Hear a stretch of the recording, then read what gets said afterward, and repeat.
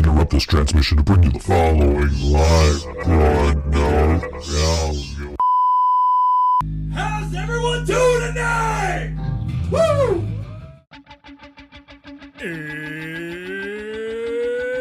It's Wednesday. It's 6 o'clock somewhere. With Ryan ready in his chair. And almost 10 whole people watching from home. Are you ready? I said, are you ready? It's time for the ThinkSoJoE Show!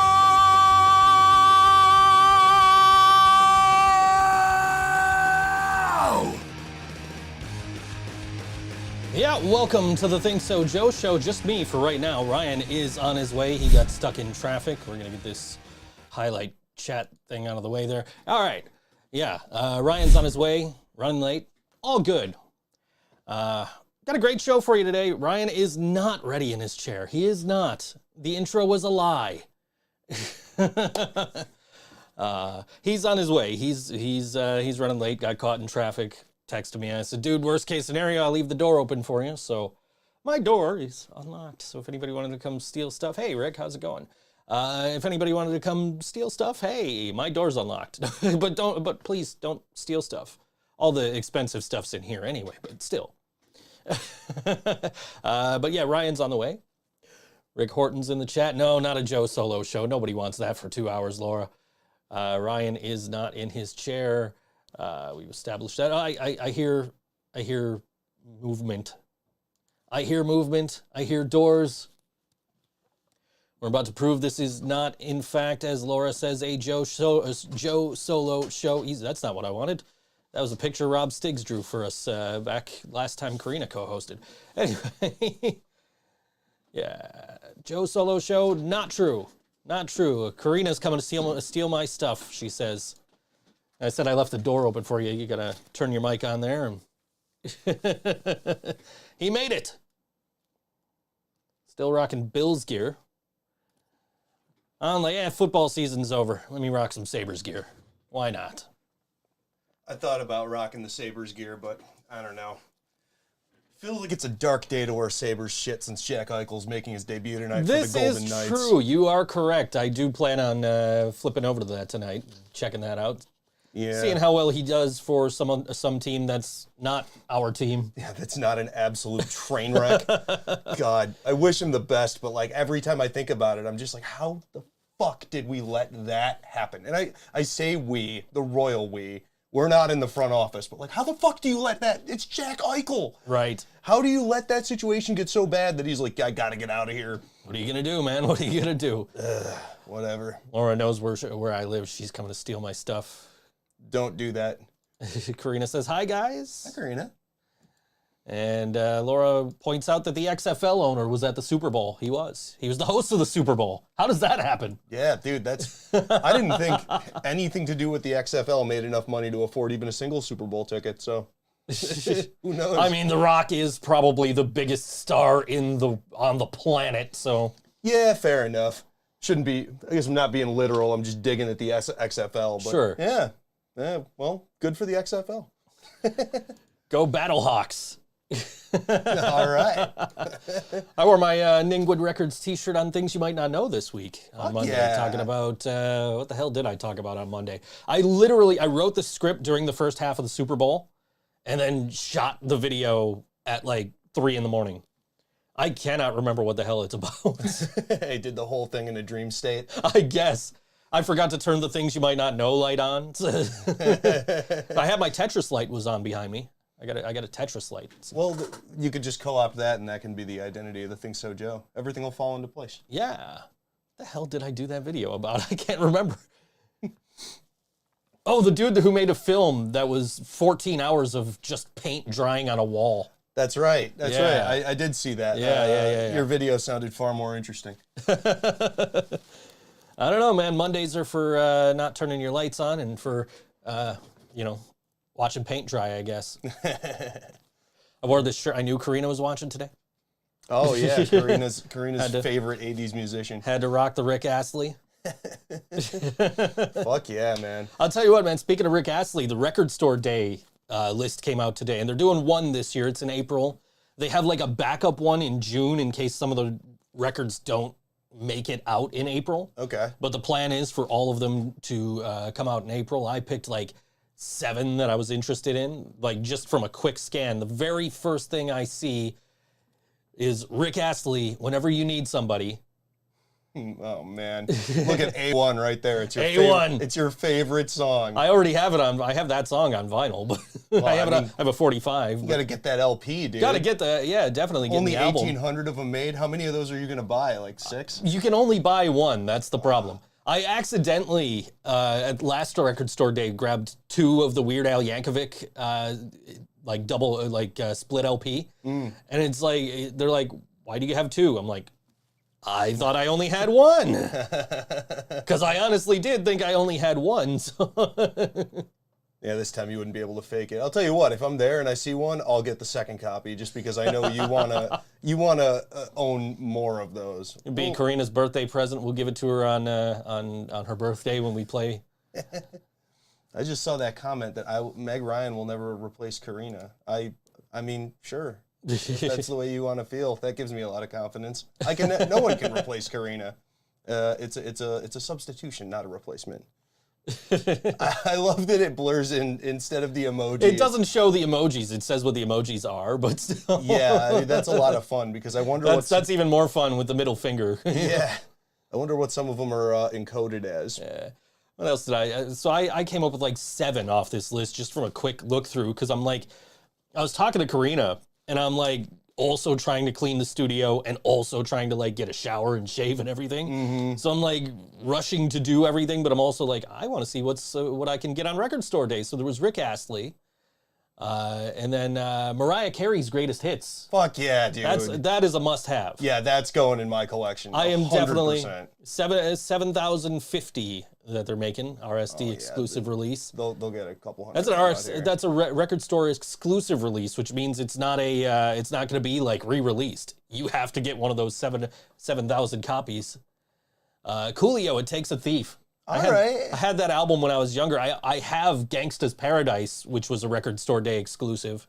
So now I have to get It Takes a Thief. Hell yeah, dude. Right? So Fill out that collection. yeah, and then Kirk Hammett has a solo record coming out. Makes perfect sense. That is directly up your alley. I will answer that question in a minute, Laura. The Jackson 5 ABC. Yep. I mean, I'm sure I could get that on vinyl right now, but I mean, it's probably a newer and cleaner pressing. So it's on the 180 gram, so yeah, it'll sound good. Joan Jett and the Blackhearts acoustics. That's cool. That's gonna be cool. Yeah. And then the last one was Kitty. Hey, we were just talking about them the other week because they're on the When We Were Young festival. Yeah, that's right. We were talking about them. That album is awesome. That album was in probably the first 40 albums I had when my buddy Nick burned me a shitload of stuff in high school, and Kitty's Spit was in there. I used to have a burnt copy of that myself. I bought it for somebody. Like, they wanted it. I was at the record store. I was like, all right, I'll pick it up for you. And I'm like, but I'm going to open it and I'm going to burn it. So I opened it up. I burnt it. I had a burnt copy of that. I might still have a burnt copy of that somewhere. Anyway, the question was, how do you clean a room while taking a shower? You don't. There was a comma in between there. I was cleaning the room, comma, taking a shower. Laura with the semantics. Laura knows how to yes and. Yeah. Well, man, sorry I'm a couple minutes late. I didn't mean to leave you hanging there. Yeah, it's all good, man. You weren't that late. Fucking gotta tell you. I held it down okay. Yeah? It wasn't like some of the other episodes where I'm by myself where I'm just like, I don't know what to talk about, guys. Were you talking shit about me? Nah. Yeah, man. Nah, just you got stuck in traffic. It's all good. Got stuck in traffic, and on top of that, as I was leaving, I still would have been there, but my dog ran outside and was fucking around in the yard, and I had to go get him. So it's just, I don't know. Nothing's working for me today, man. Well, you got hearts here from Karina. Thanks, Karina. Shit, man. Well, good to be here, man. What have you been up to this week? Oh, work. I got a new guitar. Yeah? So I sold, before band practice last week, I sold some gear. And I was like, all right, record store money. And I've had it it was sitting in my wallet. We went to band practice. I'm like, yeah, I got like $400 in my fucking wallet. Hell yeah, dude.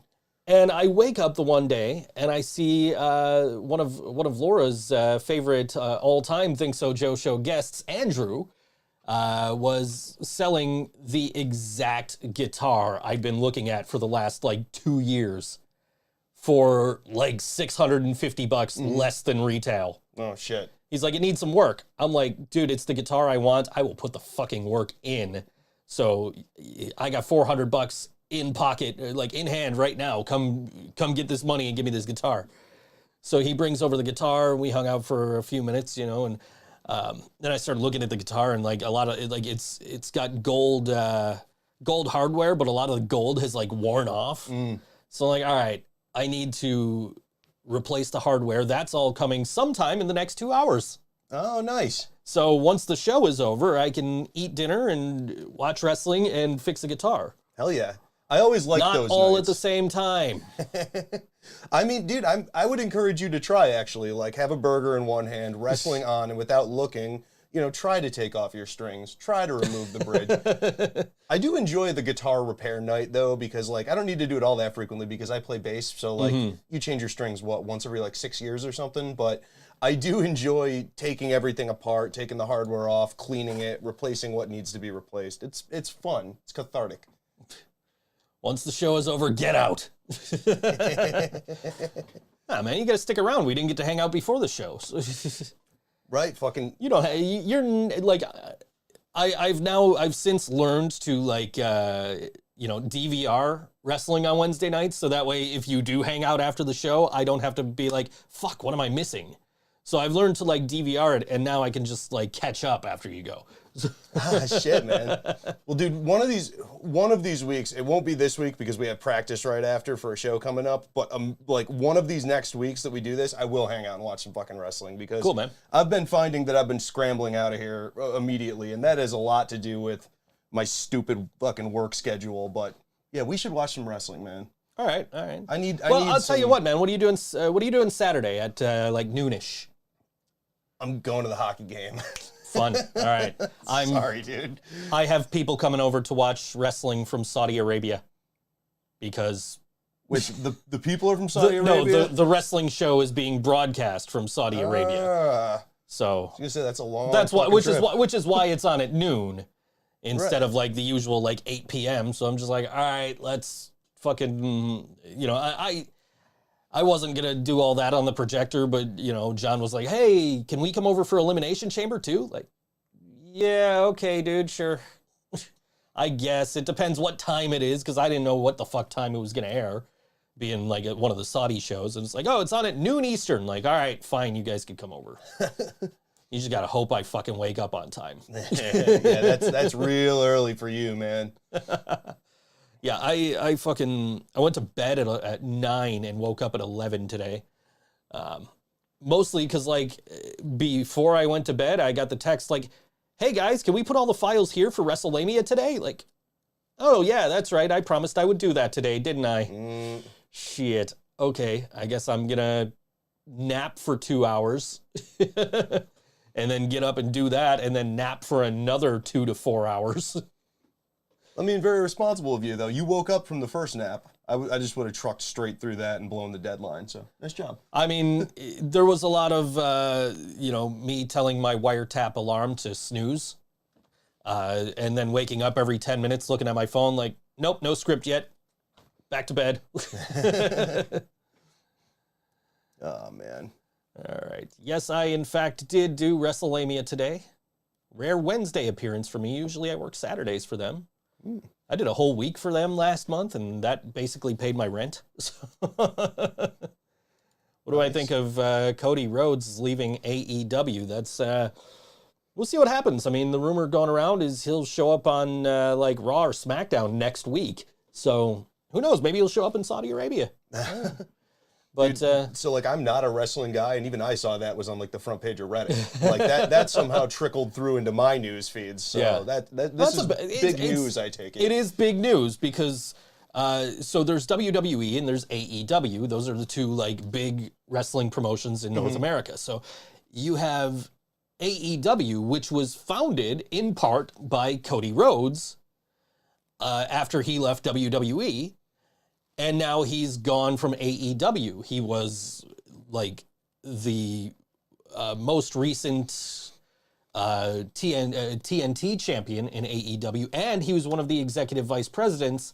So him leaving AEW and potentially showing up at WWE is really a huge deal. So wait, he was originally in WWE, went to AEW, founded it, went back. Wow. I'm trying to think of like a fun metaphor for that or something, but I can't think of one. That's like Zuckerberg leaving Facebook and going to like MySpace and then going back to Facebook or something. But nobody likes that guy, so it's not a good, I don't know. Do I follow WrestleMania on Facebook? I don't know.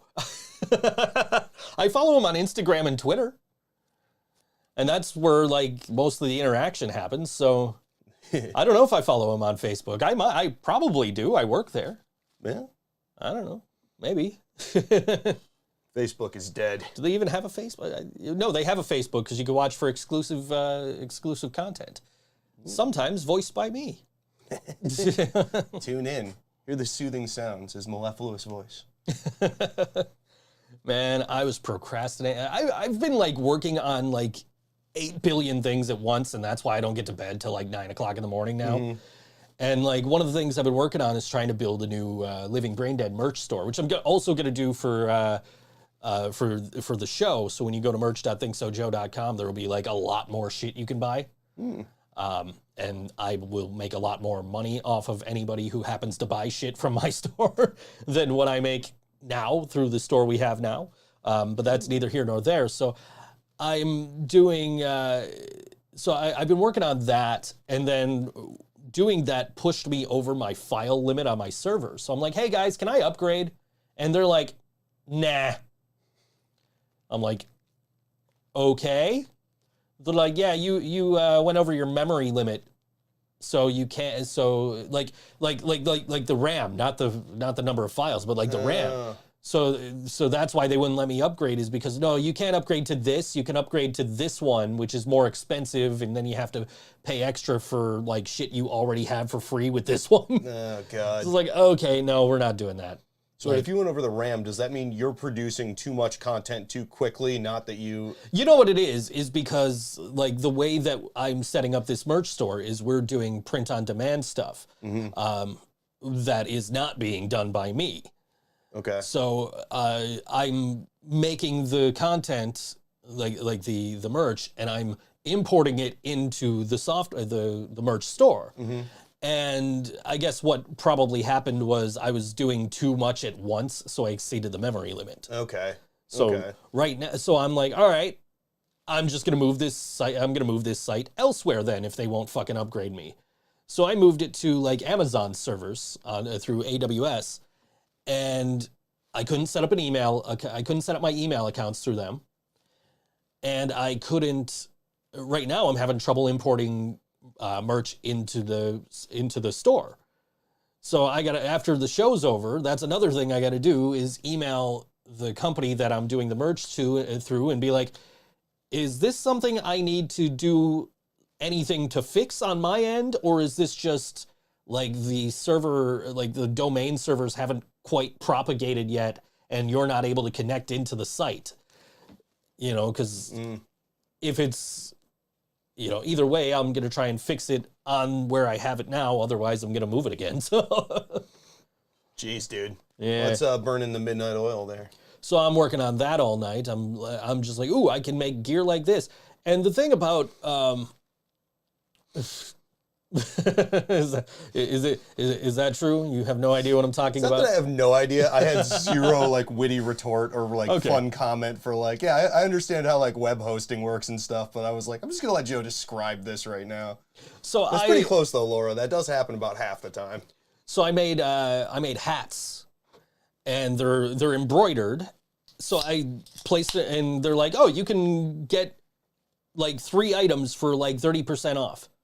Right now, like if you order right now, just sample items, like, okay, cool. So the only thing I wanted was the hat, because I had already ordered shit because I'm using like 2 different distributors. So I already ordered like 3 things from the other distributor, including, if Kirsten's still listening, your shirt is supposedly shipping tomorrow and will be here hopefully soon. And then I will ship it with the Silence the Cynic shirt, which is the only reason I didn't have it shipped directly to you. But I got this, I did this hat, flex fit hat, embroidered logos. And I placed the order. I get this email. Oh, we had a security issue with your card. You need to email us a screenshot of your bank statement with everything else blurred out except our charge. Like, okay. What? So the way this works is people buy from our website, and that goes into my bank account, and then my bank account pays the distributor to print and mail the shirts. Okay, makes sense. So, like, that's the card I had on file for them to print and make and distribute the shirts. Right. So I'm like, is this gonna keep happening? And they got back to me. No, that won't keep happening. That should be the only time. We just needed to, make sure it was you. Like, okay, cool. And then I'm like, all right, cool. So now they're gonna make this hat, right? Now I get this email. Oh, the smaller text, because it's the established logo that's on like our stickers and on my new guitar picks and everything. So it's like, we can't use the small text, Buffalo, New York, established 2019 or whatever. I'm like, so you have to proof this artwork. Like, okay, cool, that's fine. They just, took it out of there, so it's just black there. And then later I just redid that logo with like stars instead. So that's what's going to be in the merch store. Okay. Eventually, when I'm able to trust that it's going to actually send the orders through. So yeah, that would be prohibitive if you had to do that every single freaking well, time. it's not, that's not the issue I'm worried about. The issue is like that I'm not able to import merch into the store right now. So how do I know that while that's happening, that the orders are going to go from the store to the distributor? So that's my concern. So, I mean, like, the worst case scenario is I would have to manually order the things from the distributor to send to whoever. It's not a concern right now because the store's, just a maintenance page right now. Mm-hmm. So but yeah, basically quintuples the coming amount soon of work anyway. you got to do if you got to do it all manually. yeah. Yeah. Yeah, and I started with with the Pride stuff that we have up in the band camp now. So it's like, okay, like I got all the stuff to make the shirts that were ordered, and then I'm just like, I don't feel like doing this. Go back and play some fucking Nintendo. So I was like, fuck it, I'm ordering some shit. Yeah, speaking of which, I got Microsoft Flight Simulator because of you. You're logging hours now. Nice job. I am not. I have not had time to. The first night I got it, I was like, all right, I got to try this. And so, like, I went through the tutorial, and then I'm like, all right, I'm going to just do a short flight, like Buffalo to Niagara Falls. Yeah. And, I didn't do so well at that. So. No? Did you crash? Did you crash into the falls? I did not. I actually wound up putting it on autopilot and just watching and looking out the window the whole time. Yeah, that's what I did a lot of. I've since moved past it, but I got to say, like, you're going to have probably between 10 to a dozen hours of having a shitload of fun with that thing. It is a remarkable technological achievement. One of these nights, I'll actually like sit down and get a chance to play. Hell yeah. But for the most part, it's been NHL and Animal Crossing. So nothing wrong with that, man. The occasional game of Super Mario Brothers on the TV in the next room over. On original hardware or on here, because I've been playing like Nintendo games because I got the Nintendo controllers for the Switch. Yeah, that's right. Laura wants me to explain fusion to you because you will also understand that. I don't understand fusion, so. What do you mean fusion? Like cold fusion? Like, I don't know. No, dude, I don't. I've got a fucking Bachelor of Arts. I'm never gonna understand any of that shit. I have a Bachelor of Arts in Communication, so I should be able to understand what you're talking about, but I don't. I'm just bad at communication. I don't know what the hell I spent all that fucking money for. When I have time, I will attempt to bring back ThinkSoJoE game. I was digging for some clothes the other day, and I pulled out my ThinkSoJoE gaming t-shirt. I'm like, oh yeah, that was the thing. But yeah, eventually I plan to get back to that. It's like a podcast or a stream? Live stream, yeah. Nice. Just me sitting here playing video games. So I would do the live stream. I want to play some fucking Mario Golf, man. Yeah, man. Just one of these nights we'll just like after the podcast, just like Join us in half an hour on Twitch, and you and I just sit here and play fucking video games on Twitch till our fucking microphones die. I am totally down. I am totally down. I've got some like old consoles up in my attic too. I can bring out and we can hook up, and it won't be in the resolution, but like we can play Sega Rally on Sega Saturn. Got to get the converters for that to run it through the stream. So I've got it, which I've got for N64. I have the converter for this. Yeah. The Kirsten would watch gaming streams. All right, that's one. I was doing them for a while. I was doing them regularly and then less regularly, and then I was like, all right, I need to get back to this. And I played once, and I found out like right before that one of my friends had passed away. And then like the next week was when Brian died, and I just never felt like fucking doing it after that. So it's hard to be fun off the cuff, when you're going through something traumatic like that. Well, we'll bring it back. We'll have some fun with it.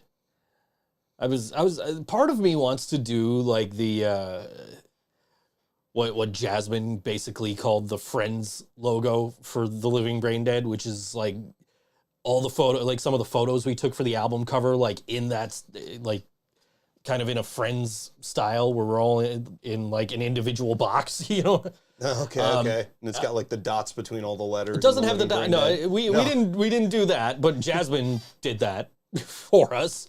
So I was thinking of doing that, but I'm like, I don't really want to put Brian's picture on a shirt and sell that through our merch store. Like, that just feels like exploitative in a way. Yeah. You could donate all the proceeds. I could. Or you could just not make the shirt, I guess. I could not make the shirt. I don't know. Paralysis by analysis. Sorry, I'm not helping here. No, you're not saying anything I haven't already thought. I'm just listing options. You're not saying anything I haven't already thought. So, But yeah, I got the shirt I've been trying to put in is basically like John's the logo on John's drum, like his kick drum. Mm-hmm.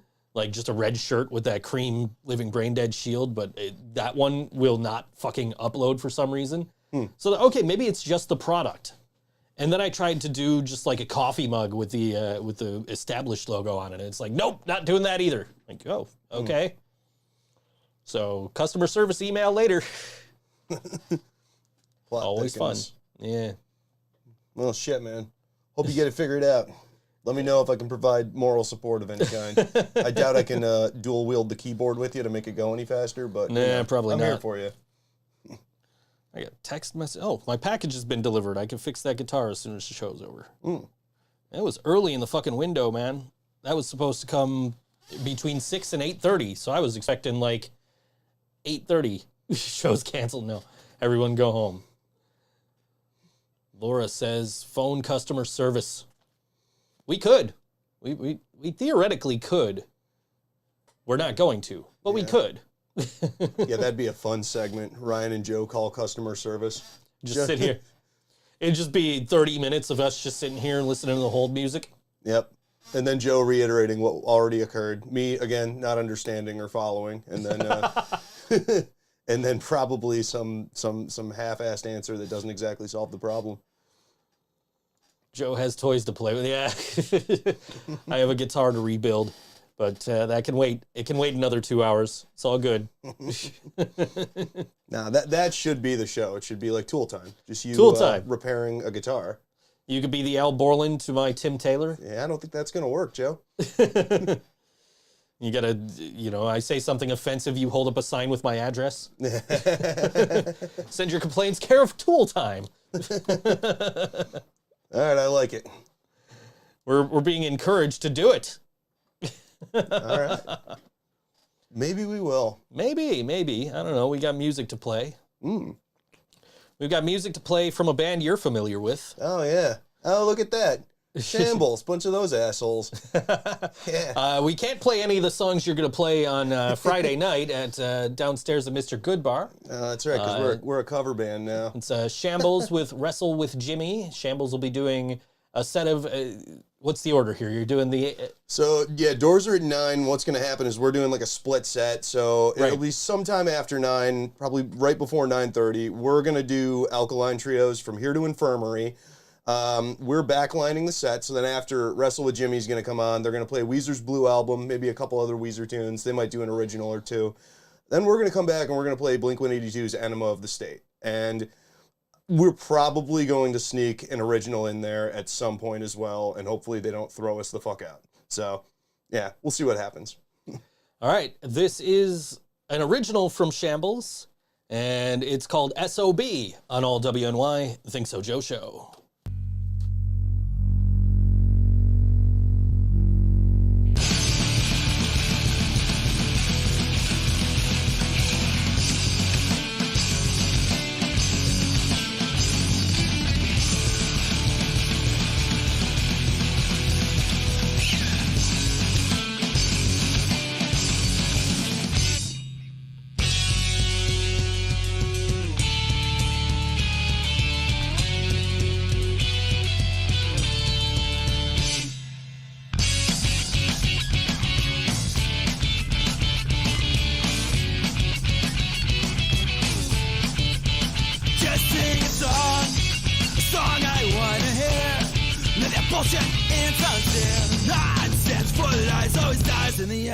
Proves to automate, run upon by massive amounts of joy, but that tribute to the Floyd got my world fucking spinning. You won't even fucking listen.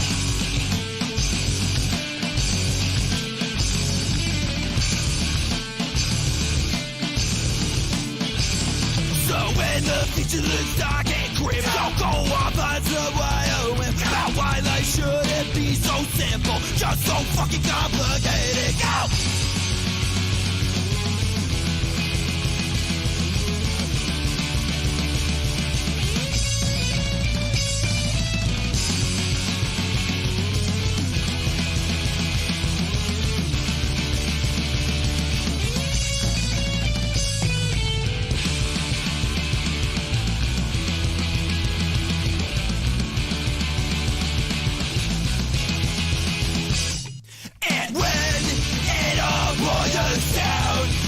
Just set aside to ignore the fact that emotions will fall stride.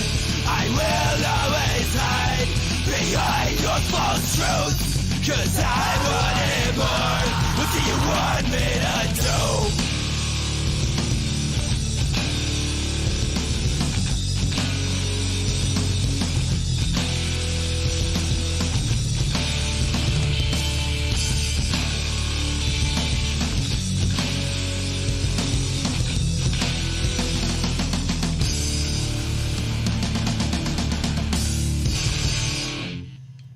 Shambles on all WNY Think So Joe Show. I guess I'll show you the cool thing in a second. They sent in this box with all these packing peanuts, man. I'm telling you, we got... I ordered a Sega Genesis back when I was living in like my first apartment. Actually, it was a house. We had a whole house. And we had like people over and shit. And they sent me this big ass box full of fucking styrofoam packing peanuts. It was just dumped in on this fucking dude that was hanging out on my couch. But yeah, just whole fucking box full of fucking styrofoam peanuts. And I couldn't get everything out without dropping them everywhere, so... I'll tell you, you got people coming over to your place on Saturday, you pack that thing back up, and you got a fun 15 seconds. You might be right. Dump it on John. Or John has a fun 15 seconds. I'll say dump it on John. I got my hardware, man. Now check this out. This is I got a little golden skull to go on my... You can't see it from there. Looking good, man. So metal. Little fucking golden skull with red eyes going going on my fucking volume knobs. Look at that, man. Look at this high praise you just got.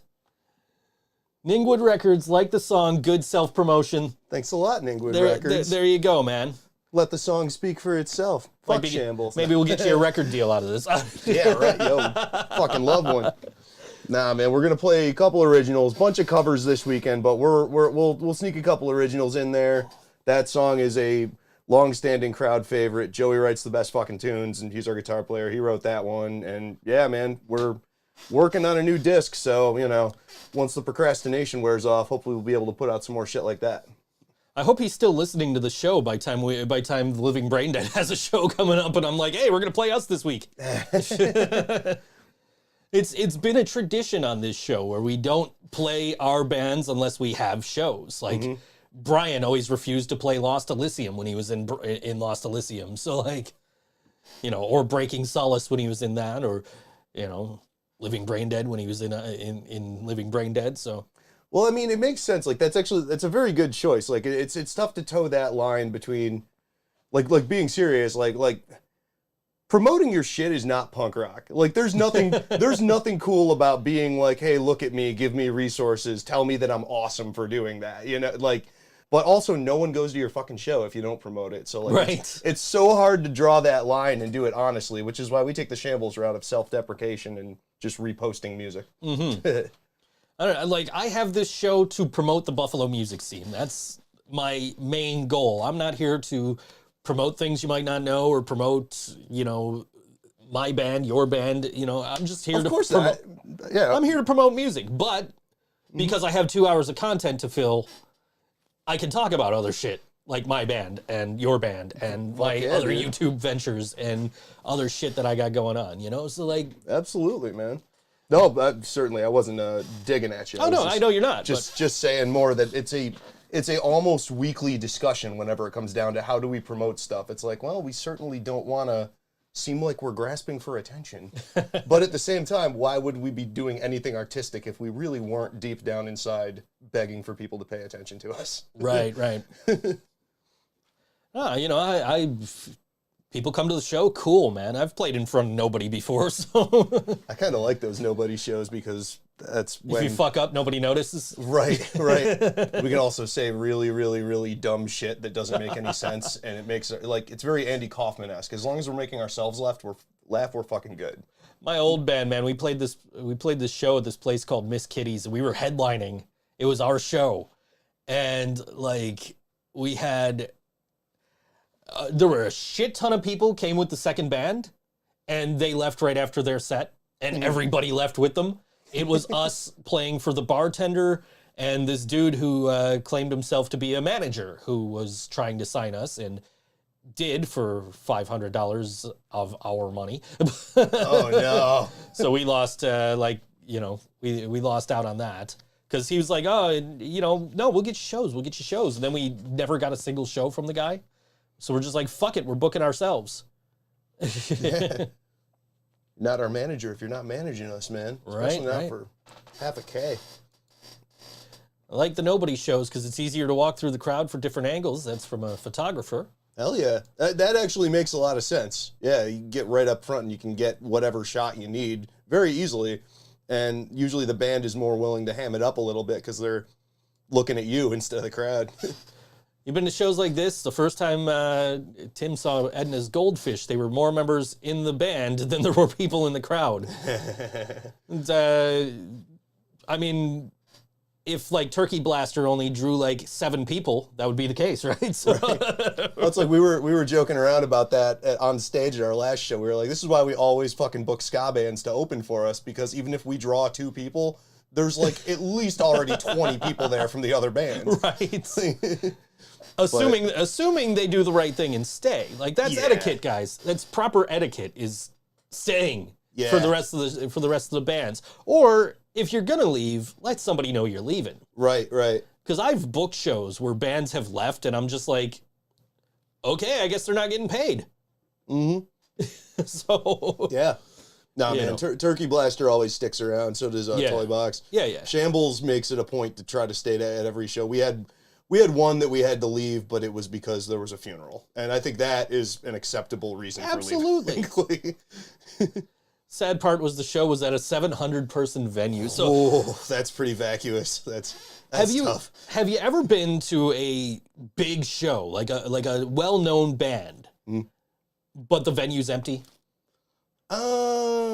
Okay, yeah, so I got one. And it was during their early years. It was when Pup first released their first album. We drove out to Rochester to see him play at the Bug Jar. And, you know, like, you've been to the Bug Jar, right? I have not, actually. Dude, Bug Jar is killer. Our buddy... really... Like, MC Lars played there a couple of years ago, and I really wanted to go, and I thought I could convince Brian to go, but he's I don't want to drive all the way out there. So. I don't know. It's a cool local venue, and, like, My cousin Al's band used to play there all the time back in the 90s, and they've kind of carried on. Our buddy Tim Avery was the booking agent there for a while, so we got like the Menzingers and shit. But they have a reputation for being a very locals-heavy bar. So, like, they had Pup headlining, and Pup was killing it in Canada and on most of their tour. It was their last show before they went back up to Toronto, and they had 2 opening bands from Rochester and then Pup. There were about 150 people in the place, and it's a small little venue for the first 2 bands, and then they left, and it was me, my friend Molly, and my sister, and like one other dude. Damn, dude. And Pup still fucking brought the place down. Like, that's how good that band is. They just destroyed it to 4 people. And, you know, it was kind of cool because I got to go talk to them afterward. Like, I'm not fucking talking to those guys now. There's no fucking way they're going to, like, there's no way I'm even getting close to them. And they're not going to have time to talk to the thousands of people that want to at this point. But it was actually pretty sweet. So I got a couple. There was the first time I saw Sum 41 was right before Fat Lip dropped. Okay. And literally, it was at a Edge Fest or a Warped Tour or something, and you could literally like go up to the stage that they were playing, sit down and watch them. And I did exactly that. I'm sitting right in front of them watching them play, and it's all the stuff from like Half Hour of Power, you know, the first album. And I'm like, man, these guys are really good. And then like 2 weeks later, Fat Lip dropped, and then I saw them at Warped Tour like 2 weeks after that, and you couldn't get near that stage. Right. So household name overnight. Which was Papa Roach too. Like the first time I saw them was on Warped Tour, like right after they hit it big. So I didn't see them before, like when nobody was watching them, but like I definitely saw them early. But the other band that was already established, had like 2 or 3 albums already out by this point, was Nonpoint. And I saw them at what's now Town Ballroom. It was called Sphere back then. And I go to this show, and like there's nobody there. It's dead. It's a Tuesday night. Nobody's there. The first band comes out, kills it. I forget what their name is. I know somebody who knows the name of the band, and I could just send her a message. Like, oh, what was the name of that band you used to like? But I digress. I end up, like, Nonpoint comes out, and Elias looks around, and he sees, like, there's, like, 50 fucking people at this show. And you know how big Town Ballroom is. Yeah. So he looks out, he sees, like, 50 fucking people. He's like, yo, calls his stagehands back out. Move these, they had, like speaker cabinets, empty speaker cabinets at the front of the stage for them to, like, stand up on. He's like, yo, come out here, move these boxes back around the drum kit. So they come out, they move the boxes back around the drum kit. Everybody come up on stage. What songs do you guys want to hear? Like, they play Bullet with a Name, and then they're like, what songs you guys want to hear? We're taking requests. Fuck, that's cool. Which, you know, like... That shit doesn't happen when the place is packed. Like, that's why you just gotta go. Absolutely not. So that's cool. That was cool as shit. And, like, you know, that's one of Karina's favorite bands. So, like, you know, I was like, man, I wish you could have been at this show. Like, it was so cool. But let's see. First time Eminem played St. Louis, only 75 people showed up in a 1,200-person venue. Damn, dude. Yeah. That was a little different on Sunday. Yeah. Oh, for sure. For sure. Dude, 75 people in a 1,200-person venue. Why you got to bring up Sunday? Everybody's upset about that. I'm upset because fuck the Rams, and Tim's upset because fuck the Rams. Upset because fuck professional sports. Fuck gambling. I lost $200. It's my own fault, but still. Yeah, that's not compared to some of the wins you've had recently. That's nothing. Yeah, I'm still up 900. Yeah, and I won 140 on the Sabres last night. So hey, who knows? Good. I forgot they were even. I didn't even know they were playing. Like, I looked at my phone. It's like, it's currently 3-2 Buffalo. I'm like, what? Okay. But I'm like already in the middle of like watching wrestling and doing other shit. So I'm like, I'm not figuring out how to watch this fucking hockey game right now. I'll look at the score later. I mean, it was kind of a clusterfuck for half of it. Like, it was 2 bad teams playing each other, but like Tage Thompson had probably the best shorthanded goal I have ever seen in my life. So like, go back and watch the replay because, I mean, he embarrassed him. It was awesome. You know, we were talking about hockey jerseys last week, and it inspired me. I was playing NHL, and I was playing against the Blues, and I'm like, you know, and like I always scroll through like the jerseys to see what jerseys the teams have. So I was like, I saw the Blues alternate jersey, the fucking Arch jersey. Oh, yeah. Which I fucking love. And I'm like, I need to find this jersey. And I went on fucking eBay and I found one. It was going for like 36 at the time. It ended up going for like 85, like shipped. Yeah, that's fucking nothing. And Damn. but I fucking forgot about it until I saw the email after the fucking auction ended. And I'm like, God damn it. Oh, shit, man. Like, I want that. Again, man. There'll be I another one. I already own a Blues jersey. That's like my, you know, my Western Conference team. Mm-hmm. So I already own a Blues jersey, but I want that Blues jersey. Yeah, dude, it's That is a cool looking. fantastic looking jersey. That and the fucking Columbus alternates with the fucking cannon. I want those.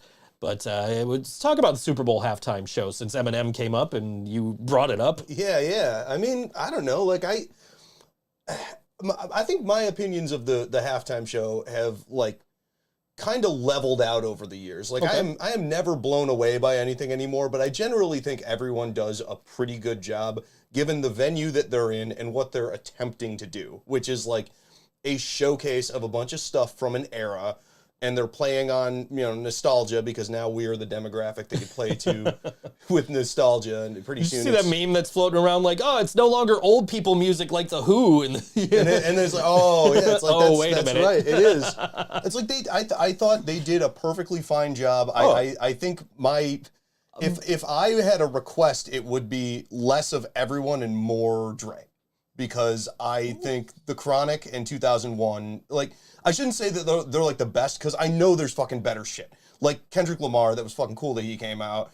I'm not really a 50 Cent fan, but it was cool that he was there. I know he worked with Dre a lot, and it was, you know, Mary J. Blige coming out. Like, it's perfect for the Super Bowl, but my favorite era of hip-hop is, like, Chronic 2001. So I just basically wanted 15 straight minutes of that.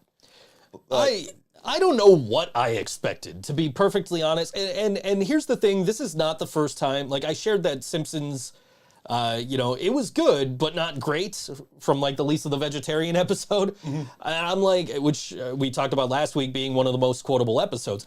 It was good, but not great. And, you know, it's nothing against any of the performers. I'm not a big 50 Cent fan. I don't know who the fuck Kendrick Lamar is. But you know, like, I don't know what I was expecting, but it just kind of fell flat. You know what I mean? And that's not the first time I've said that about a Super Bowl halftime show. Like, Justin Timberlake played a couple of years ago. His, you know, after, you know, not the Nipplegate one, but he played a couple of years ago, and I was like, ooh, Justin Timberlake, this is gonna be really good. And then I was like, that wasn't good at all. Yeah. I mean, it was good. It wasn't great. It wasn't what I expected. And I think, like, the way they were hyping up, you know, oh, we have a big surprise for everybody at the Super Bowl. The way they were hyping it up, I'm like, okay, this is the point where Tupac finally comes out and says, hey guys, I faked my own death. Or at the very least, Ice Cube or Method Man to do, like, the fucking duet with Mary J. Blige. But, like, you know, and then I get upside down chubby 50 Cent. And that's not to body shame the dude. He's older. He's still in fantastic shape. Yeah, He's that dude could filled out a little, I That guess. dude could kill anybody I absolutely. know with one punch. That dude Absolutely. is jacked. So like, but like, I was never a big 50 Cent fan, and I particularly didn't care for that song that he played. So that was like, oh man, what, like, this isn't what I wanted at all. And somebody else in my comments was like, I wish Eminem would have played any other song besides Lose Yourself. But it's always gonna be Lose Yourself. What else could it be? Like, what the fuck is it? This looks like a job for me is the only other one I can think of, because the rest of his shit is so filthy. Like, he's not even going to be able to go, like, 3 lines without having it censored to the point of incomprehension. Yeah, I guess, but I mean, like, The Real Slim Shady, or like My Name Is, or just... Yeah, but then I again, mean, like... and he came out, he started doing Forgot About Dre. You couldn't do the whole fucking song?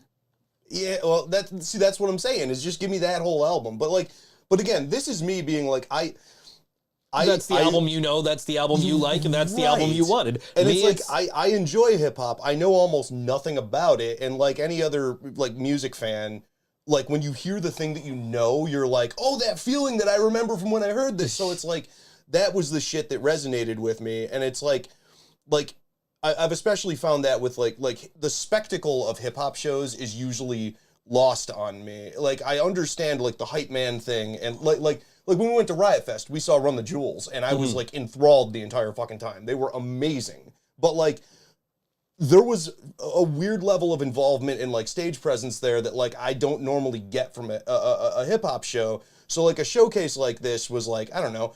But in general, I liked it. I just wanted more of the music that I was familiar with, because it wasn't like, when they were playing a song I wasn't aware of, it wasn't like I could, like, look and be like, oh, I'm entertained by this. Like, the dancers were fantastic. I love the that they... performance itself was great. It's the production that kills me every fucking year with the Super Bowl. Well, right. And it's like...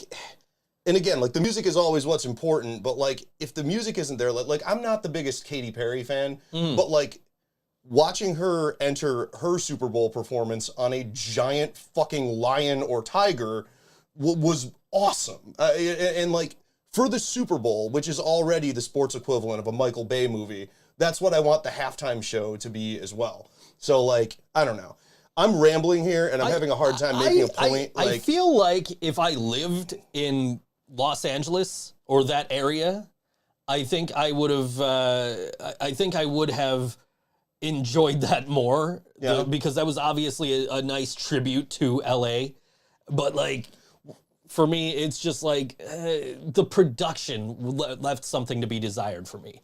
And I, you know, and Tim here, he says, you know, he's a little older than both of us, and he loved that halftime show. I don't know if you're older than me, dude, but anyway. I mean, I really did enjoy it. I was definitely the target demo for that. Like, I owned Doggy Style when I shouldn't have, you know, like Doggy on Style. cassette. On cassette. My mom, I remember going to the fucking record store.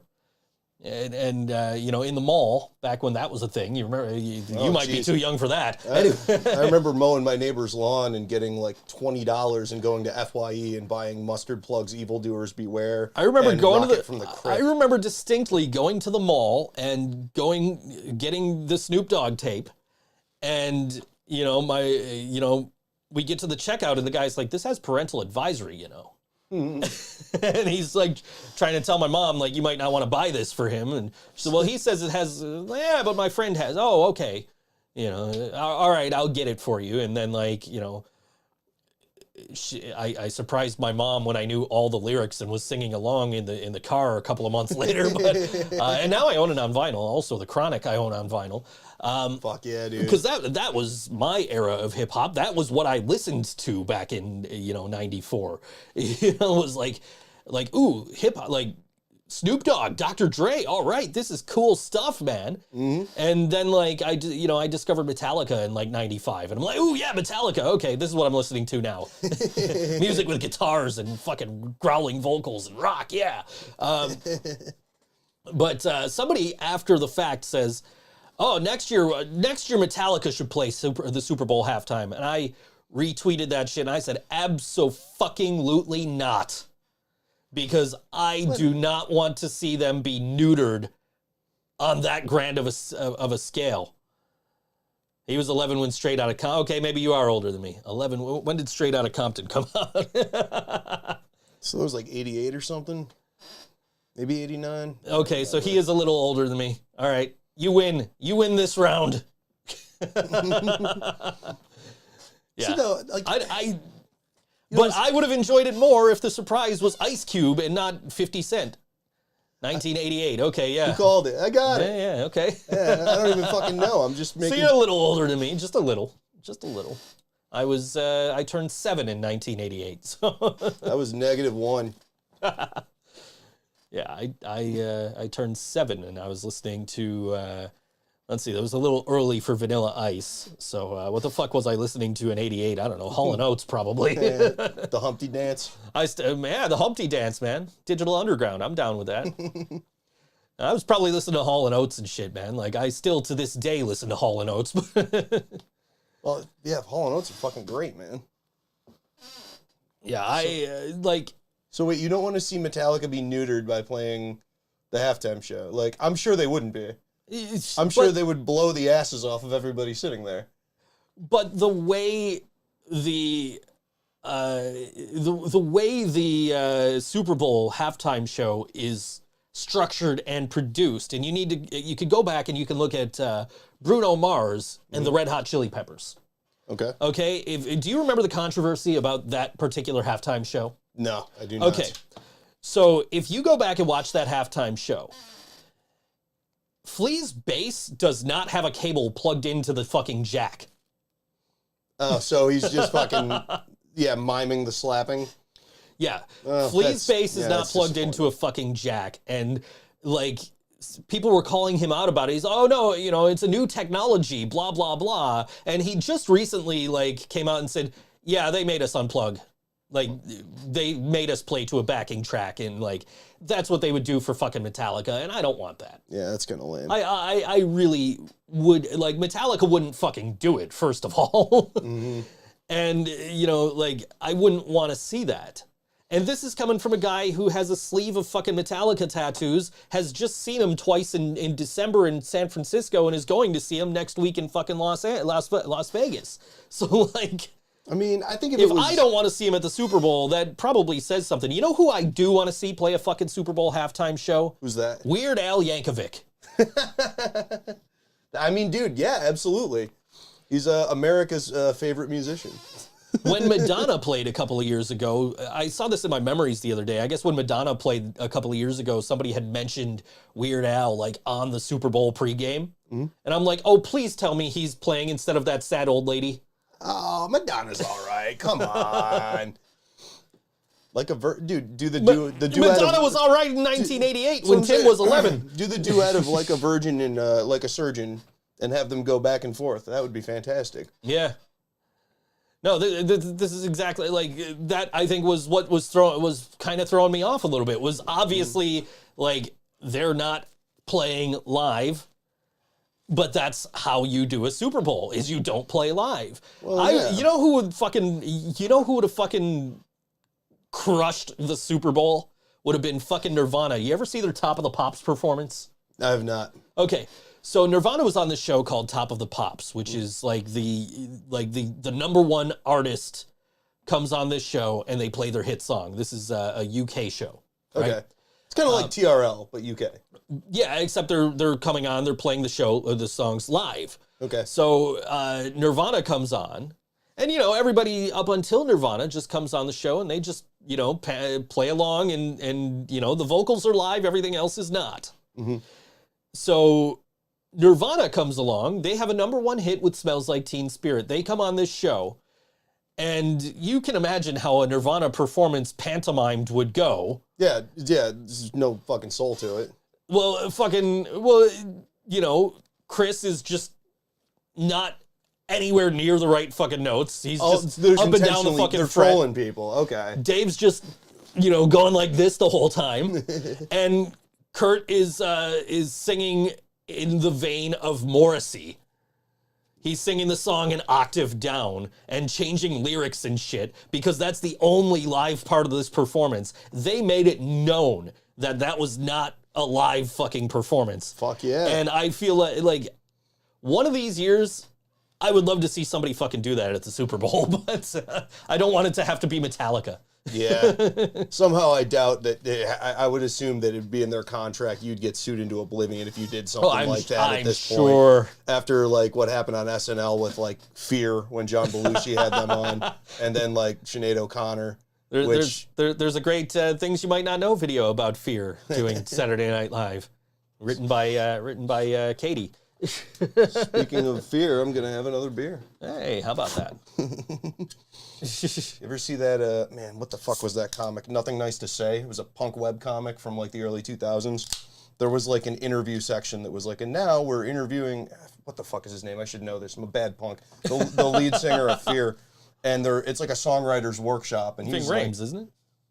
I don't fucking know, man. But they're I might be wrong. I don't know. They're fucking interviewing him, and they're just like, how did you come up with this one? He's like, well, I wanted another beer, so I wrote "Have Another Beer with Fear," and because every song's about fucking beer. And they're all very now good. I gotta look it up. Damn you, Ryan. I know. I'm sorry. We have all these monitors, but we need to use the phone. I don't want to interrupt the stream, and I'd have to switch over the keyboard. All right.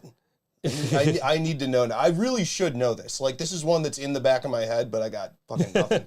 I think I'm off by like a word or something. I don't know. Let's see. Oh, come on. We got it. Hold on. Leaving. Leaving. See, I got the Ving part right. Well,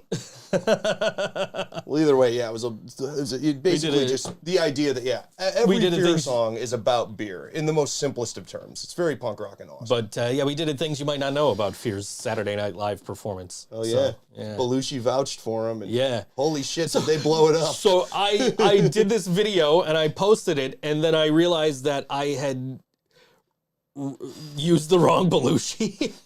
Fucking Jim?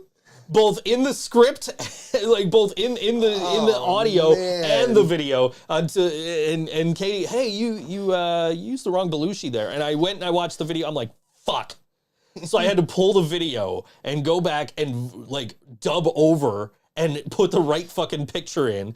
And like, fuck, how did I fuck that up? Like, I mean, that's hilarious, dude. I get the names Jim and John confused all the fucking time. I think I've actually talked about it on the show after the fact. But anyway. Well, you that's understandable, Jim and John, but you mixed up Joliet Jake with, like, the dude that was doing insurance commercials 15 years ago. Like, come on, man. Yeah, I know. All right, we got some music to play here. This is going to be The Last Rain. And they are playing Friday at Mohawk. Sorry, I'm promoting a show that's opposite your show. Playing Friday. That's all right. Go see them. Friday at Mohawk with Inertia, Surrender the Hope, and Shallow Teeth. Now, this one's like $5 more. So like, but you get like twice the bands too. So Shambles if you're on a budget. Yeah. So this is The Last Rain, and this song is called "It's Dangerous to Go Alone" on all WNY ThinkSoJoE show.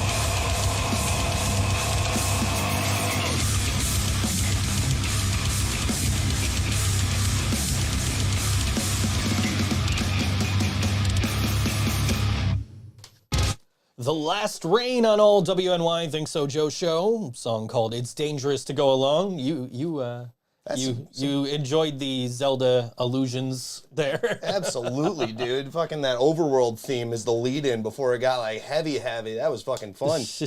And then when it got heavy, it was fun. That was good. Yeah. You guys want to go see some heavy shit, man? Go see The Last Rain this weekend. Or you could go see budget pop punk cover bands for the win. Right here. Right here. We were talking in the song break about like when I got this guitar and like having to replace the strap buttons and shit. So I was telling you, like, he gave me, it came with like this, like, you know, clasp strap thing on it. And he's like, do you want the strap for it? I'm like, nah, I got strap locks, dude. I don't. And it was dingy and like dirty and disgusting. And I'm like, nah, that's okay. I'll just replace those. So today I went to go check my mail and I'm like, because I put like one of my old guitar straps on here once I finally got the strap button replaced and all that. With the strap locks that I had. So I'm like, you know, I bet when I go out to the mail, my guitar crate will be here and it'll have a nice strap in it. Since I put this old fucking strap on here. Yeah. And so I go out, sure enough, guitar crate's sitting there. I'm like, I swear if there's a fucking strap in here. And I come back, I open up the guitar crate, sure enough, there's a fucking strap in there, but it's not a really nice fucking guitar strap. It's literally the strap that would have gone on what was already on the guitar. And it's white. And I'm just like, this is going to get really disgusting really quick. Badge of honor, dude. Bring that sweat-stained strap out. Like, I don't... Like, nah, that's not for me, man. I like my dark color. I like, you know, I usually have like nice leather straps and shit, so I gotta get one for this. But what I really want is one with just flames, because this one's gonna be Scorpion in my Mortal Kombat collection. Oh, there you go. Hence the skull fucking volume knob. Fucking doing it up, man. John Johnson's in the chat. Hey, John, how you doing? We were talking about hockey jerseys earlier. You missed it. It's all good. Had a lead on a authentic St. Louis Blues Reebok fucking Arch jersey, and for $85 I missed out on it because I fucking overslept. Actually, I forgot about it, so I didn't really oversleep. I just forgot about it. I'm like, You gotta get that auto bid on, man. Yeah, I guess. I didn't want to bid because I wanted to wait till the last second. I didn't want to start a price war. So I wanted to wait till the last second, and that was my plan. So I set, like, you know, I put it in my watch list, and I woke up to like, oh yeah, this item you're watching is ending soon. And then I click on it, it's like, oh, it ended for $69 plus $16 shipping. So, you know. Shit, man. Oh well, I'll find one. Yeah, keep an eye out. They'll come back up. Yeah. Maybe they'll do a reverse retro with that patch on it or something. Because they're doing more reverse retro shit next year, apparently. So you should get the one John's talking about with Marty Brodeur on the back. It's pretty cool. Yeah. I liked I did. I was sharing their Bandcamp with Karina, actually, because when I listened to them, I'm like, Karina would fucking love this. So I was like, hey, listen to this band, and she said she enjoyed it. She might still be here. She might comment on your comment. So. Yeah, cool stuff, man. Cool stuff. I still haven't cataloged it and put it away. Like, the Goo Goo Dolls record was still sitting on top of the turntable before you got it. I'm like, I need to move this just like off the turntable. So I fucking, you know, so now it's sitting over there. I still haven't cataloged it in Discogs. I need to do that. I was gonna say, I know I saw it somewhere when I walked in here. Yeah, I gotta catalog a bunch of shit on Discogs. I'm excited, man, because the fucking the White Stripes first couple albums are coming out Friday. I've got those pre-ordered. Nice. So I'm waiting on those. The Working Class Stiffs should be in soon, from what I understand. I'm sure Tim can update us if he has any updates since the last time, which I think was the 18th, which is Friday. Man, that he would be getting them in, and then we'd get them from there.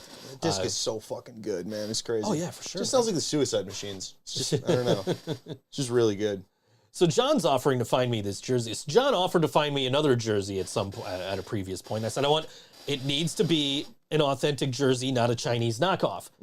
Every single site he sent me was just oh, here, you could get this with any number. You could get it with American flags in the numbers. You could get it with, like, oh, no, that's not what I want. That authentic knockoff. Yeah, those are the people I make fun of when I go to games. You've seen me do it. Oh yeah. Yes, you're aggressive. Because like the Sabres ones are like maybe not these newer ones, but the like previous Sabres jerseys were particularly bad because like they had the laces, and when you get those cheap knockoff jerseys, the laces are like fucking clothesline. Yeah. So it's like, dude, do you have any idea how bad that actually looks on you? Like Yeah. the fucking Adidas logo is off center on the back. Yeah. I remember I've seen a couple of I remember a whole bunch of people got the Jack Eichel knockoff ones. I think they just had a bunch of them on Alibaba, and like instead of gold, it was like banana yellow. So it really stood out as being I shouldn't say egregious, but it felt a little egregious. But at the same time, yeah, I don't know, whatever. Oh, we got an update. It's delayed in customs right now, the Working Class Stiffs vinyl. Of course it is. Oh, it'll get here. It'll get here. Yeah, and geez, it'll be well worth the wait. That shit's a fucking mess, man. We love those guys, so, definitely a great band to go hang out with and see and play shows with. And Oh, hell yeah, man. yeah. We booked them, the first time we booked them, their drummer had like 104-degree fever and still played the show. Damn. Came, played the show, went home. Yeah, well, And it's as you would, another good excuse to leave before the end of the show. And he apologized for it too. It's like, dude, you're sick. Go home. Yeah, man. We played a couple we played a couple shows with them, and like the first one we went on after them, and I was like, I don't want to play after this band. Holy shit! But they were awesome, and they covered that fucking the reason I said they sound like the Suicide Machines. I mean, they kind of do. They have that like like punk ska sound, but like they covered Islands off Destruction by Definition, and it was fucking great. Like I don't know, instantly took me back to being like 13 and listening to that shit on the bus. It was awesome, and they nailed it. And then I saw them again at what was it, the Bronze, that place over by the Pierce Arrow building that Josiah was running for a while with a couple of his other guys, and they destroyed it. Like just a stone foundation basement. Reminded me a lot of Noiseland Arcade, just people slamming on the heat run. Like they just tore it down. Fucking great. Pretty sure I've seen them at the was it the Bronze? I think it was the Bronze. Yeah. On fucking Elmwood? No. Yeah. It's Okay. on Elmwood, but it's close to like North Buffalo. Like, it's not near anything, but it's on it. It's like it's kind of by like it's kind of by the adult bookstores. It really. Yeah. So like I was there and I went to Tops to get some stuff. And like I'm walking back and somebody was like, "Did Joe go to the porn store?" Like, no, I actually didn't. It's the only shit over there. Now, that whole area, it's funny how much that shit like turned around. I shouldn't say turned around, but like turned over because like it used to be all porn stores, and now there's like a Taco Bell and a fucking Sonic. So that's interesting. There you go. They have that early Skank for Brains Suicide Machines rudiments sound. Fucking right there, man. Fucking exactly what it is. John, large under $100. If you find me an actual Reebok jersey, cool. I don't want Chinese knockoffs. Anyway, it's too beautiful of a jersey for that. Anyway, I miss basement shows, man. It's been a while since I've been to one. was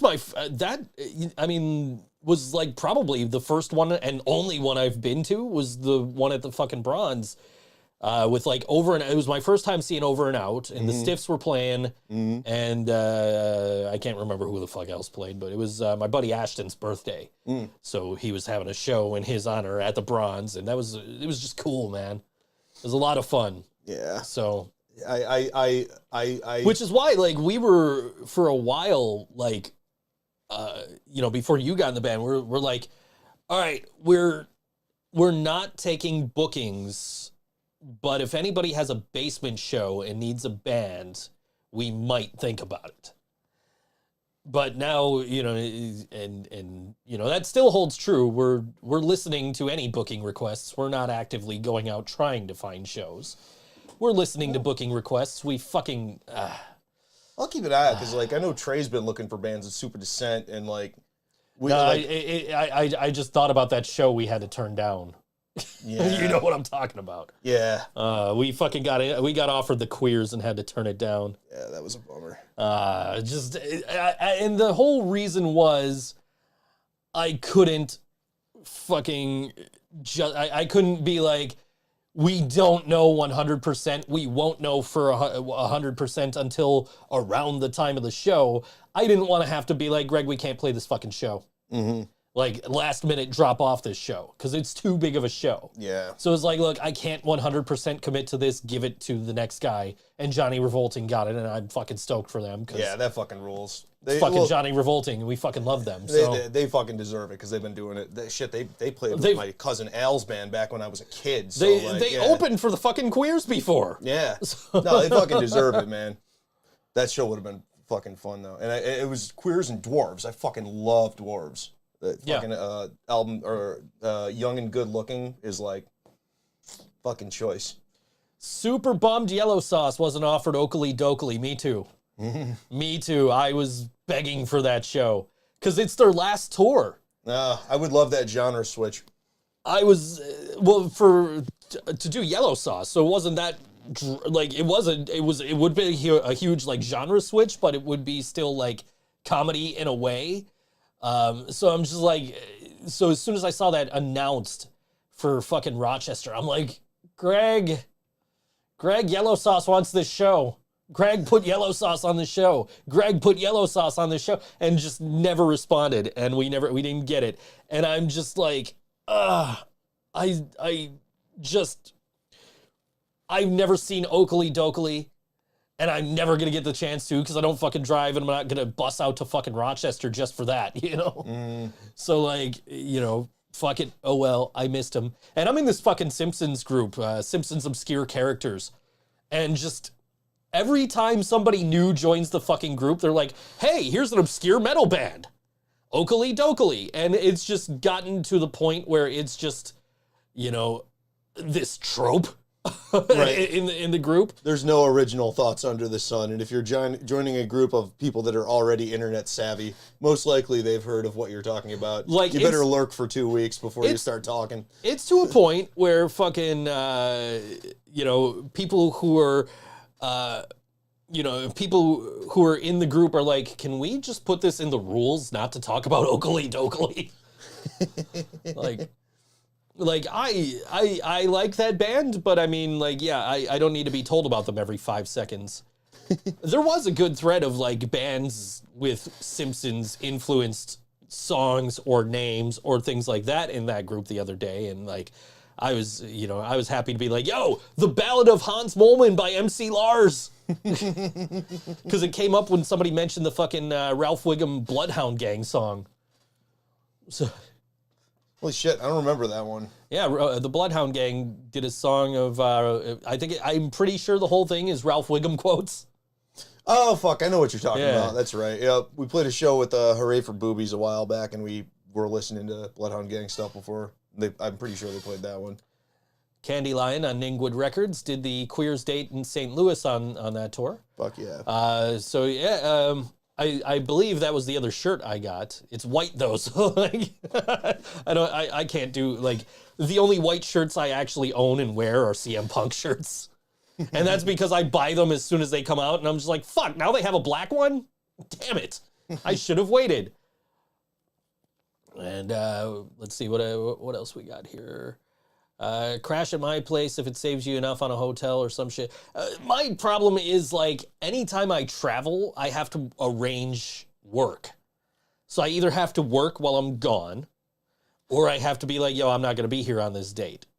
So I really have to pick and choose when I'm out of town carefully, or how long. So, like, if I went, I would probably try to come home right after the show, if possible. Which we stayed over for fucking what did we see there? The Violent Femmes. Mm-hmm. We stayed over because we couldn't get a bus home right away. So open invite. I appreciate that. As far as the Simpsons group, Tim was in the group but left because everything was just like obscure toilet paper. It really is. It's just like, oh, here's toilet paper with Bart Simpson's face on it. It's obscure toilet paper. Yeah, no, I get you, dude. I get that. Yeah. Yeah. I don't know. It seemed like a cool group to join at the time. Now it's just all people complaining about other people's posts. Yeah. Like, can we stop with the car hole posts? It's car hole. Hank Azaria said it's car hole, not car hold. Like, it's like all those groups, like, you know, Wax and Wayne. Like, I don't know. I got in my brother got me in a home. You ever watch Home Movies? That old UPN show? Okay, that's why I don't like Bob's Burgers. Because because like the character in my eyes that John Benjamin voices will always be Coach McGurk. Exactly. Even though he has like a long tradition, like I don't know. Now I'll go off on the H. John Benjamin shit. Like he's also equally Benjamin Katz on Dr. Katz, Professional Therapist, but Coach McGurk, I think, is his best fucking role. And there was a Home Movies, they called it like Home Movies Brendan posting. And the memes on that group were fucking fire for about 6 straight months. It was just nonstop. And it was like very creative content where people were rewriting things in the style McGurk would explain them to Brendan and making these really good long form, very creative memes. That shit was phenomenal. And then, like you said, it got to a point where it was just people asking questions about Coach McGurk, and I was like, or about the show, and I was like, this is less interesting. Like, give me some fucking memes. I've already watched every episode like 40 times. But all right, John says he found what I'm looking for. Yeah? I'm gonna. Let's see. St. Louis Blues, navy blue, blank name, sewn NHL jersey, CCM, eBay. Okay, it looks a little dark compared to the actual jersey, does it not? Maybe it's just the pictures. Probably just the pictures. Doesn't look too bad. Looks like a Reebok jersey. looks all right. Yeah. 95. All right, you're doing Free good, John. shipping. Okay. All right, pull the trigger. Yeah, I might pull the trigger on that. So, okay, cool. Let's go Blues. Like when Ryan O'Reilly got traded to the Blues and Ryan Miller, I'm just like, hey, they're going to another team I like. Cool. Ryan Miller don't even have to change colors on his fucking pads.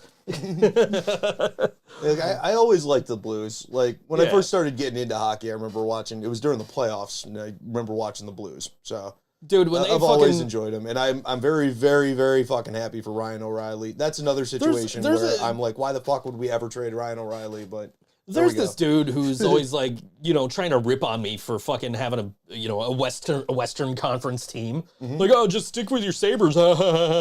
Like, dude, no, I fucking like I love the fucking I love having a Western Conference team because I can root for them 80 games a fucking season. When they're playing Buffalo, I'm rooting for fucking Buffalo. Right. But when right, and it won't be more than 80 because we know Buffalo's not making the playoffs. Right, exactly. And certainly not a Stanley Cup final to have to play the Blues in. Yeah, geez, that's another fucking decade out at least. Jesus Christ. It was 11 years ago, right, when Terry Pegula bought the team, and he's like, "Oh, our mission is to win the Stanley Cup." And I shared that post, and I'm just like, "Got to make the playoffs first." This was 11 fucking years ago. We still haven't even done that. But anyway, it's pretty miserable. Honestly, like I try to it's not. I shouldn't say I try not to think about it because I'm not losing fucking sleep over it. It's like entertainment at the end of the day. But like, I do remember like my Uncle Steve 4 or 5 years ago was he's like fucking 68 or something. He's not that old. He's like 64. He's like, I just want to watch him win one before I die. Mm-hmm. And I'm like. And then my Uncle Paul died, and the Bills haven't won one. So I'm sitting here like, how many fucking people am I going to lose before the Bills or Sabres fucking do anything? Like, it really is like kind of sad. Like, just fucking win one, and I won't. It's not that I won't care. I will still throw all my money and attention at it. Your ad revenue will still be through the fucking roof. But like, I won't be distraught when things like the 13 seconds happen. Like, that shit still gets so far under my fucking skin. I saw a meme today, and it was a purported tweet from Dan Marino to Joe Burrow, where he's like, oh, don't worry, I lost my first Super Bowl too. You'll get back there. And then there's a reply from Jim Kelly where it's like, yeah, I lost my first Super Bowl too, but we made it back the next year, and I lost that one too. But we made it back again the next year, and we lost that one too. But then we made it back again. How do I delete this? So wait, like this. So they didn't actually tweet this. Somebody. I was gonna say because like that level of self-awareness would be fucking hilarious. That would be absolutely. the most endearing thing you could do is just pick on yourself like that. Because, Yeah, absolutely. Because that is the thing too. Like all of this discussion of Joe Burrow and shit. Like I do think he's a good enough QB that he will make them a perennial playoff contender. I don't know if that team is ever going back to the Super Bowl. It's really fucking hard to get to the Super Bowl. It's really fucking hard. Next year they beat Buffalo in the AFC Championship. Don't you put that fucking evil on me, Joe. Jesus Christ. It's like, didn't I just explain to you how distraught I still am? Like, I'm barely hanging on, man. I'm just going through the motions here. Hey, there's no shame in losing to the best. I tell myself as the team that beat my team won the Super Bowl. The one thing that was that Super Bowl, the general consensus around like our group of people that was watching it was, it was like me, Joey, his wife Andrea, Natalie. We had our friends Melissa and Will over, my neighbor Dan. We're watching it. General consensus was it was kind of a boring game. In retrospect, pretty good defensive game, like a legitimate defensive game, not like two teams that couldn't move the ball. Rams couldn't move the ball after OBJ went down, but generally it was a lot of really, really, really good defensive play. Wait a minute, I'm barely hanging on. Imagine it from my side. Yeah. Sorry, man. We already talked about this, and it's that's gotta be tough, man. I'm happy for Stafford because I've always liked Stafford, but like it's so hard to support the Rams after what it's Kroenke, right? Yeah, that's the one. After because I get him confused with the fucking Chargers guy.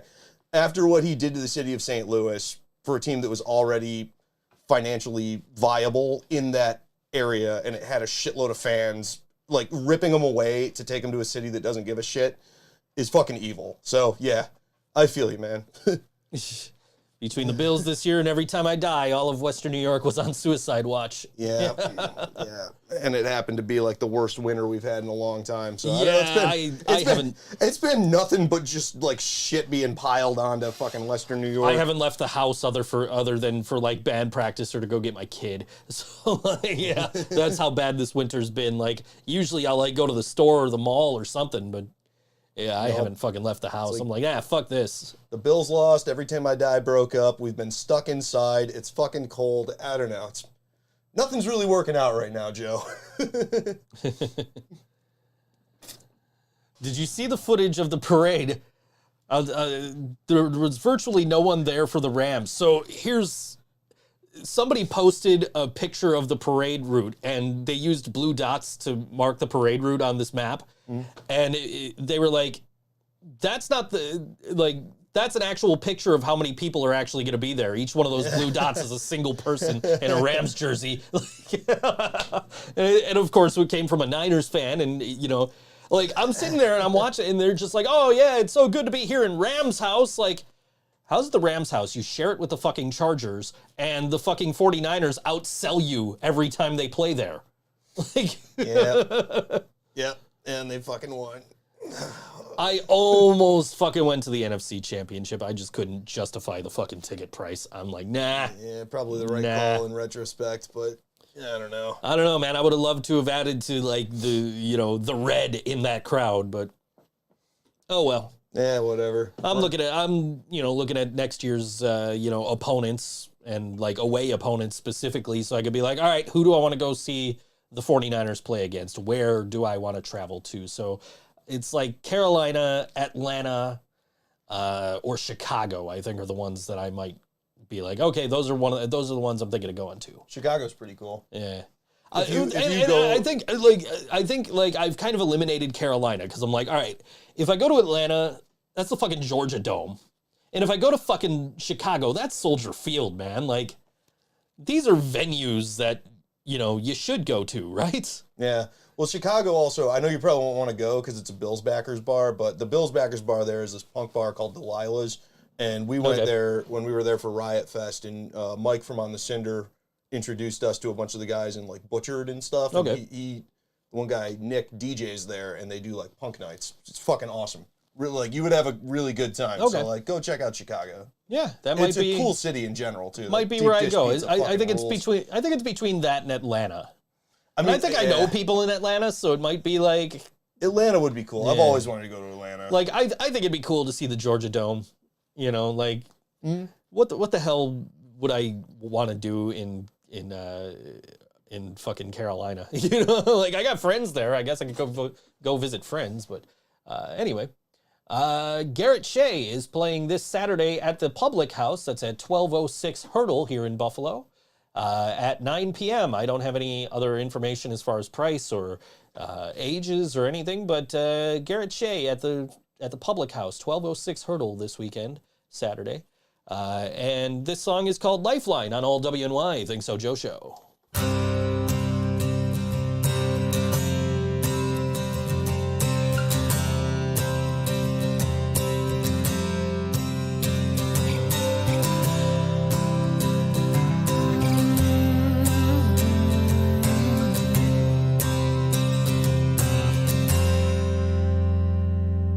Reach into my mind,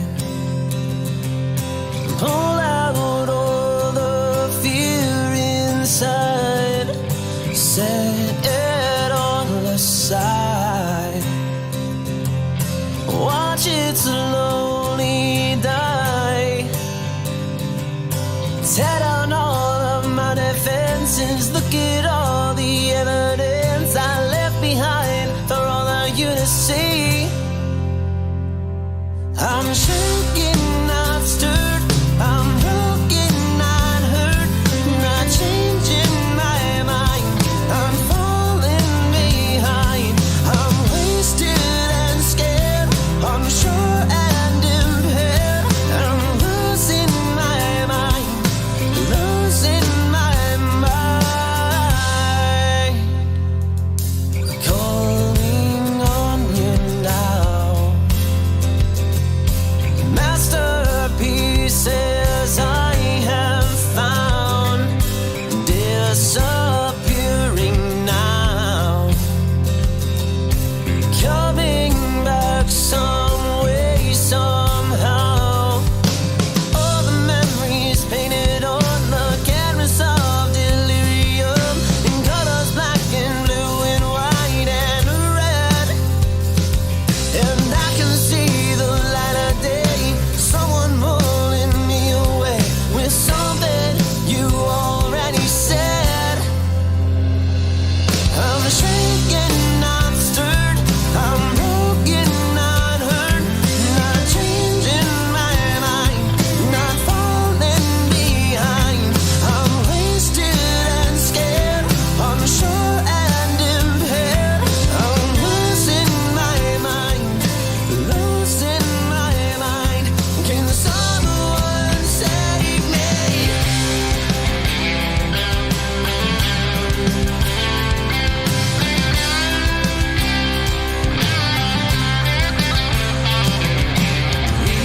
Numbers again, the ones inside my head.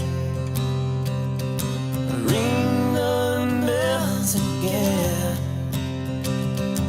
the ones inside my head. Can someone save me? Can someone save me? Can someone save me? Can someone save me? I'm shaking, not stirred, I'm broken, not hurt, not changing my mind, I lost my mind. I'm shaking, not stirred, I'm broken, not hurt, not changing my mind, not falling behind, I'm wasted and scared, unsure and impaired, I'm losing my mind, losing my mind. Can someone save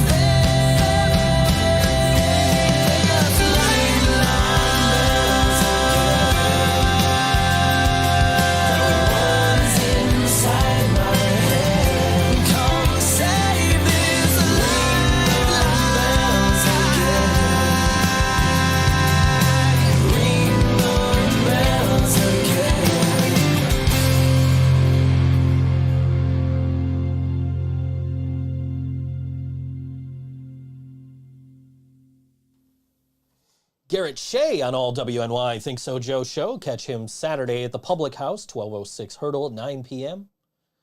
Fuck yeah. Good stuff. Yeah, man. I like it. It's the best part about this show. You discover music that you're not necessarily seeing when you go out, Yeah, dude. that you might want to go see. Well, like, you know me with my fucking stupid work schedule and with COVID Yeah, and well. everything. I haven't been going out. I've just been listening to that new Turnstile album over and over and over and over and over and fucking over and over. Dude, I woke up yesterday and I got the text of like, hey, I can't do band practice. I'm like, thank God. Like, Yeah. I could go back to sleep. I still Oh, so haven't... you were being serious about that? No, seriously. I brought home my fucking my pedal board last week to fucking do the update. I still haven't done that. So I was like, man, like I was Well, like, I just bought you another 2 weeks there, buddy. you did because fucking we're gone not. next Neither week. one of us are in town next week. As you look at that, I'll be- canceling plans is the best. It so is. I'll be in Rochester next Tuesday. Yeah, that's right. I'm gonna be in fucking. Holy shit! I'm going to fucking New Orleans. You're going to New Orleans. I'm going to Las Vegas next week. I don't know. I have a work conference. Weird. Why the fuck would they put a work conference in New Orleans?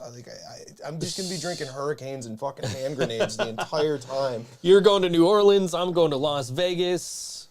John, we need to find John a vacation next week, man, because then he'll be the only one still here in Buffalo for the living brain dead. Get him a nice weekday trip down to Ellicottville. Yeah. Rent him a snowboard. Send him off the half pipe. It is the Winter Olympics after all. 'Tis the season. Man, he'd float off that fucking. He'd float off it. You'd assume he would get a lot of glide air, d- and then he would. He'd glide down like Rocky the Flying Squirrel.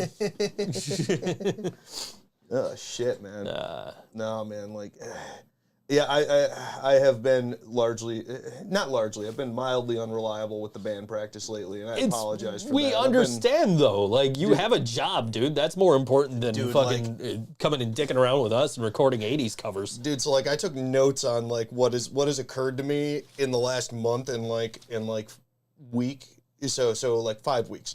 So first off, I was underbilled for my gas from National Fuel for the last fucking 8 months. And that's my fault. let me talk to you about National Fuel because I signed up for their like budget plan just so I know like what's coming out of my fucking account every month and auto pay. So like I started getting emails like, oh, your auto pay was declined. Like, why the fuck would my auto pay be declined? There's money in this account. Like, that doesn't make any sense. And they're like, but don't worry about it. We'll take care of it. We'll recharge you. Happens again the next month. And then the month after that. So now I'm sitting here looking at a $300 fucking gas bill. I'm like, okay, I'm just going to fucking pay this. So I go on the website. I put in my fucking bank account. And it's like, oh, what happened was they changed payment companies. Okay. And the new payment company is like, no, this isn't a good bank account. Oh, yeah, well, that happened to me because the new payment company is, it's not Aviola, that's who does the water, but I know exactly what you're talking about. Yeah. It's a new, you don't just do it on the website anymore. It's a new payment management company, and this caused part of my fucking problem as well. Mm-hmm. So, finish yours, though. So I end up just fucking like, all right, I guess I'm just going to use the debit card from this same exact fucking bank account. Yes. And that worked fine. They got my extra $1.75 or whatever the fuck they charged for that. And it's like, this is ridiculous. I shouldn't have to worry about this. I set up auto pay Right. and a budget plan, so I don't have to fucking worry about it. The money's in the account, it goes to you. Take it. Right. Auto pay should not be a headache. It should be easier. But they're just like, oh no, you can't use this account. Like, what the fuck do you mean I can't use this account that is in good standing, has money in it? Like, and even if I went over and put this account into negative, I have a sweep account that would put money right back in it. Like, I'm not worried about it. Like, why are you telling me that this is not a good fucking, checking account when it clearly is? So, oh well, dealing fuck with it. the utilities company fucking sucks, man. Uh-huh. I don't know. It's just like mine was my fault because I basically our gas meter for some reason is inside of our basement instead of outside of it. So I'm supposed to go down and submit a reading every month. Sure. I fucking didn't for like 9 months. So they just kept billing me at an estimated rate. But then they informed me that the estimate was low because somebody came in to do an inspection of the line and they took a meter reading. And yeah, I mean, I ended up having the amount they needed to increase it was $220. They also rolled that into one payment and then they didn't withdraw it, so they knocked off the penalty and tacked it onto the next one.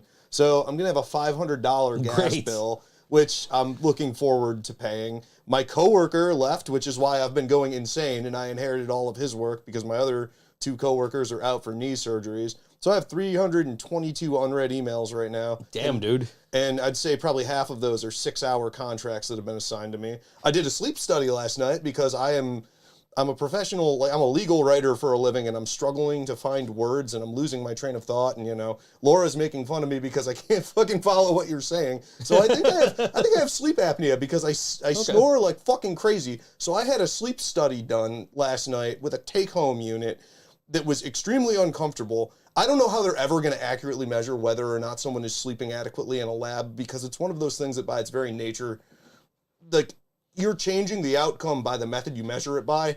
Like, even when I'm at home in my own bed, I have a fucking tube in my nose, I have a thing on my wrist, and I have a thing strapped across my chest and my stomach. And like not only the thing that I'm breathing into through my nose, the thing I'm breathing past through my mouth.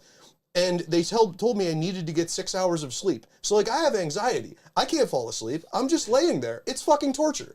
Like, there's no way I'm going to get good sleep wearing this thing. This is why I couldn't get a sleep study done. I don't sleep for 6 hours ever. Dude, oh my God. And on top of when that... I do, it's in the most inappropriate fucking times. Dude, and on top of that, like, my fucking insurance was supposed to pay for this entire thing. And, like, I'm not bragging. I'm just saying, like, this is the state that our fucking healthcare is in right now. I have really good insurance. I have the same insurance as the teachers union. And I still ended up having to pay like $350 to bring home this thing in a Game Boy case and strap it to myself and bring it back to, like, they didn't even strap it to me. It was fucking ridiculous. So I had to do that. Okay, so on top of all of that, like, I'm just losing my mind with, like, so you have to strap this thing on yourself. You don't even know if you're doing this properly. So they counseled me on how to apply the sleep study unit, like how to put it together. And it was relatively straightforward. If you are able to put on, like, underwear, you can put on this thing. But it's like the size of, like, a Game Boy Pocket, and it has a screen on it, and it has a strap that goes around your. It was called the thorax strap, which I found funny because I've only ever really heard that term in reference to, like, insects. But it goes around under your arms, and then it has wires connected to it that you insert into your nose and wrap behind your ears, and you tape to your cheeks, and fucking thing you strap around your I don't know. There was a diagram, I followed it, but it did strike me as odd that, like, I asked for a sleep study because I've been experiencing confusion and disorientation, and they gave me a 2-minute, like, talk through counseling session and then sent me home to apply the thing myself. Like, that seems counterintuitive. If I'm experiencing confusion, you should be the one applying this thing to me. Right. But I don't fucking know. So anyways, on top of that, I'm excited about this brand new TV that I just fucking bought. It's fucking 65 inches. I'm like, great. Everything else in my life is falling apart, but I'll hook this TV up and I'll play Microsoft Flight Simulator in 4K 120 hertz refresh rate. Gonna be fucking great. Last night, I'm watching hockey, and I noticed there's a section of the screen, just a tiny little section that's black on the white ice. And I try to move it off, and then I'm like, maybe it's the feed. Let me try to move it to the next one. Dead pixel on my brand new 4K TV. Thank God I can still send it back. I already tore the box up, but I don't know. This is me complaining right now, but, like, this is why I've been mildly unreliable at band practice, because I am just, like, losing my shit day in and day out. But I hope we're able to at least provide a little bit of a distraction and some levity to your situation when you are able to make it. Oh, absolutely, dude. No, I've been in a blast jamming with you guys. I'm just, oh man, I feel bad because, like, every other week I'm like, guys, I can't make it today. I'm sorry, and it's like I literally just. Yesterday, I got a contract in that I'm under an NDA I cannot fucking talk about, but, like, I had to get it done, and, oh, shit. I don't know, man. Jobs are stupid. Don't fucking get them. Sometimes you're like, dude, I got to cancel, guys. I'm so sorry. And I'm just like, oh, good. I could get more shit done around the house instead of fucking having to go to band practice. Because, like, half the time, I'll not even realize, like, it's Tuesday coming up, and I'm just like, oh, I got band practice tonight. Fuck. It's like time is a flat circle, and every week band practice comes about again, and every week everyone wants to sleep. It's one of those fucking things. Like Shambles is jamming later tonight because we got to practice for this fucking show, and it's like Ethan was texting us earlier, and he's like, "Guys, I just want to play." I don't know. He didn't tell us what he wanted to do. I assume he wants to play Final Fantasy, and we were like, "Guys, we got to fucking practice. Like, we got to sound good." And the second I get there, we're gonna be having a blast. But like leading up to it, you're like, scheduling? Oh no! Like, so much shit to do. It's like the brain of a punk, you know. I mean, it's worse for me because I don't have a schedule on anything except for band practice and this show. So it's just like, fuck, I have something to do tonight. And then like, you know, the weather gets nice and I'm like, oh, I want to go do all this shit. And then I'm like, fuck, I have the podcast. So, am I going to watch the women's hockey final tonight? I'm definitely going to flip over to the Golden Knights game tonight. I don't know about watching any. I haven't watched any of the Olympics at all. Yeah. None. Natalie has put it on. It's been very entertaining, but I haven't been watching it the same way I usually do. Like, I opened up Peacock to watch something a few weeks ago, and I don't even remember what, but it was like, oh, women's hockey. I'm like, fuck yeah, I'm gonna watch women's hockey. But apparently I had just missed the game. So it's like... So you were catching like the post-game... Yeah. No, I was catching a different event. Oh, but it was just still flagged as that on the browser. It still said women's hockey. So maybe I'll watch. I don't know. I am definitely watching the Golden Knights game. USA and Canada apparently is the gold medal game in women's hockey. I have not watched a second of fucking the Olympics. If it's UA versus Canada, I might tune that in later. Yeah, that might be a must-watch. But, I don't know what time that's at, but like if that's on when I get back from practice, I'll be alternating between that and the Golden Knights. So here's questions, right? How can I frivolously fritter away my money? Jack Eichel's returning tonight. You think he's going to score a goal? He's at plus 240, so that's almost 2.5 times your money if he scores. Okay. I could see him scoring. Jack Eichel's a good fucking goal scorer, just not, he didn't have a good coach. Yeah. Yeah. At any point that he was on actually playing for the Sabres. God, fucking kills me that they lost him, dude. I remember I was at the game. What are you going to do, man? Like, they didn't, you can understand their position of this has never been done to an NHL player before, and we don't want you to be the first, because if it goes wrong, then what the fuck, we're out of player. Now you're out of a player anyway, and he's obviously had successful surgery if he's cleared to come back and play. Yeah. But I don't know. It's just hard because I fucking loved Jack Eichel. You can understand. I do fully understand, and I also there's a Jack Eichel bobblehead right up there, right above the door. I've got mine in my box of shit I brought back from the office when we got sent home for COVID. I'll need to set that up. Jack Eichel I love Jack Eichel. Jack Eichel is poopy, says John Johnson. Come on, John. Jack Eichel is not poopy. I don't know, man. I was at the fucking arena when he got drafted because they had a draft party that night. And, I was supposed to go to fucking Nietzsche's. Some friends of mine were supposed to be playing, and some other friends of mine were going to the show that I hadn't seen in a while. I'm like, oh, cool, I'll meet you guys there. But first, I went to the fucking arena.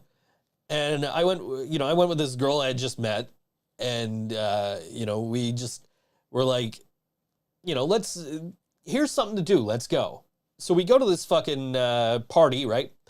And of course, the big fucking thing that everybody's there to celebrate happens 5 minutes into the fucking thing.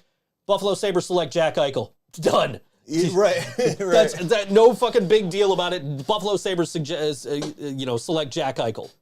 The whole fucking place erupts. Everybody goes nuts, losing their mind. Yeah, we fucking got Jack Eichel. We could have gotten fucking, Connor McDavid, but we got Jack Eichel, which is really close second.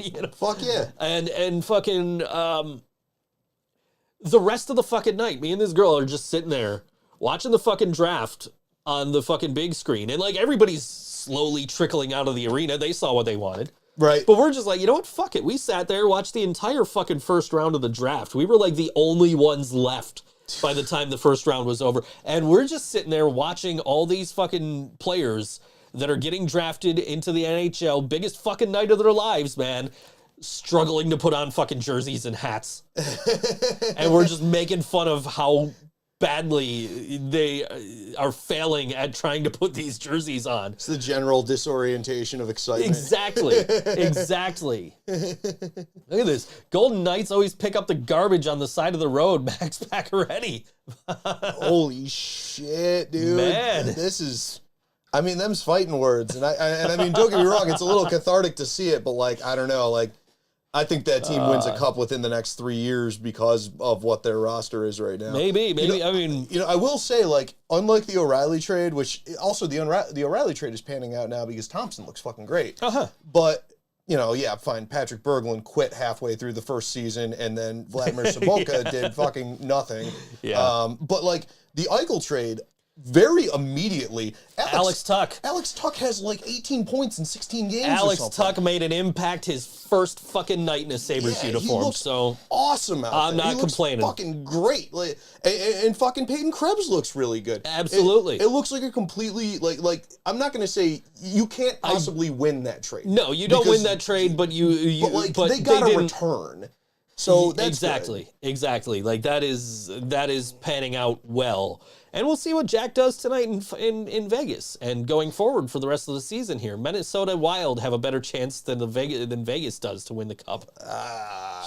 That's a hot take right there. It's another I don't fucking know about that one. It's another jersey I got to find is their fucking alternates. Get an old Minnesota North Stars Oh jersey. yeah, for sure.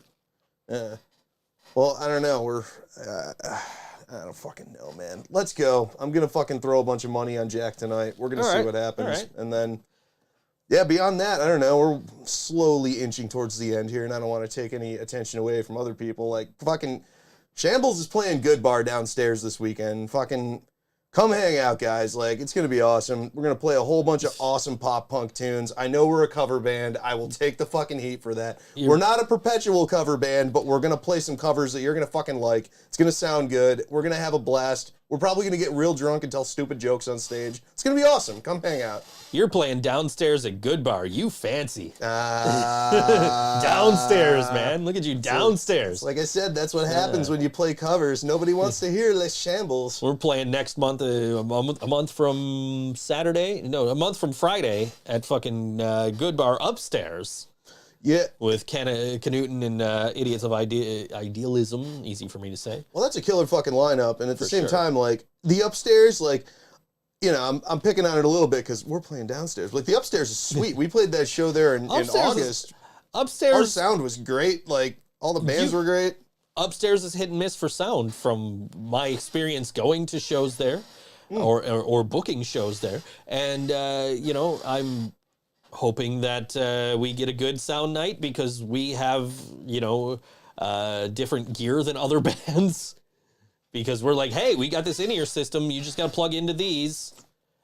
We don't need you to fucking monitor. You just make sure front of house sounds good. Nah, man, it'll sound good. I'll look up the I've got the sound guy list still. We can email the sound guy like 2 weeks out and give him the rundown on what we're planning on doing. I mean, what's good about it is we don't have to, like, the problem that I noticed when I saw Over and Out there was they were getting massive amounts of feedback because the center stage wedge is pointed directly at the back wall and the ceiling, so it's bouncing right back into the microphone. Oh, okay. So like, we don't have to fucking worry about that because we're on in-ears. Mm-hmm. So that's not going to be a problem. I don't think anything's going to be an issue as long as the sound guy can figure out how to fucking use our shit, which shouldn't be a problem because it's just literally everything's going to be labeled. You just plug whatever XLR into here and we're good.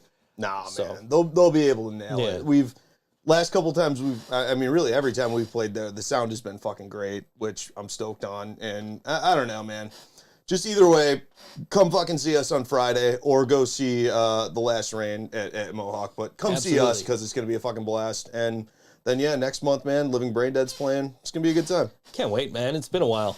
It'll be our first show with you, man. So that's gonna be a lot of fun. Yeah, I'm looking forward to it. It's gonna be a lot of fun, man. Get Just out there getting and out flexing there, some fucking muscles. Let's see. jamming with you, and jamming with the rest of the guys, and getting out playing some of these new tunes we've been working, like, you know, the newest song that we're hopefully gonna have recorded sometime soon, and some maybe an '80s cover or two, depending on how we're feeling. Oh, I think we're feeling good, pal. I think we're feeling good. Feeling real good. But But after your show Friday and before our show next month, there's Burt Fest. And that's happening this Sunday at Buffalo Ironworks at 4 p.m. It's $10 advance, $15 day of the show. It's not bad. For that price, you get Mark Lee, Apertura, Mother Nature's Son, Creating a Sinner, When Legions Fall, Jailbird Joey, We Were Blank, Garfrankel, and Allie Burns. And I will say this right now, that if I would have realized that Burtfest was this Sunday when I started programming music today, I probably would have just played Burtfest bands. Well, I appreciate your oversight. Because I do greatly appreciate Mark Lee as an artist. The last Living Brain Dead show before the pandemic, the last living, like, in-person Living Brain Dead show with Brian, I wore a Mark Lee tank top. And I don't wear tank tops, so I was, like, uncomfortable. I, like, wore a fucking, like, a button-down shirt over it, unbuttoned. But I was like, no, I gotta wear this, man. Like, he hooked me up. It's a nice Fresh Prince design. Like, so I had to do that. I'm, like, wasting time here. We should already be playing music. But, but yeah, like, so it was, like, down for me between, like, Mark Lee and Allie Burns. And I was like, yeah, you know what? We play Mark all the time. Let's throw Allie some music up on the show here. And this is Allie Burns. This song's called New Identity on all WNY ThinkSoJoE show. And we will see you next week.